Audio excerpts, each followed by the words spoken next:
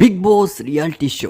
Big Boss చూసే ప్రియులకు పండగనే చెప్పుకోవాలి. దాదాపు 3 నెలలు బిగ్ బాస్ ప్రేక్షకులకు ఫెస్టివల్. ఈసారి బిగ్ బాస్ సీజన్ 8 త్వరగా స్టార్ట్ అవుతుంది. వినాయక చవితి ఫెస్టివల్ ఉండడంతో 1 వీక్ ముందే బిగ్ బాస్ స్టార్ట్ అవుతుంది. ప్రతి సంవత్సరం సెప్టెంబర్ ఫస్ట్ వీక్ లో స్టార్ట్ అయ్యే బిగ్ బాస్ ఈసారి సెప్టెంబర్ 1 నుంచి స్టార్ట్ అయిపోతుంది. బిగ్ బాస్ లో ఇంట్రెస్టింగ్ కంటెస్టెంట్స్ కూడా చాలా మంది ఉన్నారు. అందరికీ బాగా ఇంట్రెస్టింగ్ ఉన్న కంటెస్టెంట్ నైనిక. లాహిరి సినిమాలో నటించిన ఆదిత్య ఓం కూడా బిగ్ బాస్ లో ఉన్నారు.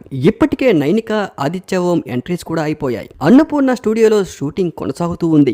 బిగ్ బాస్ లాంచింగ్ కు సన్నాహాలన్నీ సిద్ధమైపోయాయి. ఈసారి Bigg Boss 8 ultimate comedy and entertainment. చూసే బిగ్ బాస్ ఆడియన్స్ కి ఎక్కడా తగ్గకుండా ఈసారి బిగ్ బాస్ 8 చాలా పకడ్బందీగా ప్లాన్ చేస్తూ ఉన్నారు.